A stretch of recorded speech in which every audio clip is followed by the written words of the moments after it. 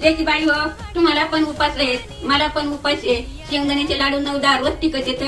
असे मी झटपट करून दाखवते तुम्हाला आपल्याला खायला. आता कढई थोडी आता शेंगदाणे तापून घेते. असे बाजू घ्यायचे, चांगले लाल गरज भाजायचे. आता शेंगदाणे आपले भाजून घ्यायचे. आता शेंगदाणे भाजून घेतलेत, आता वाटून घेते. आता सगळे मी पाट्यावर शेंगदाणे वाटून घेतलेत.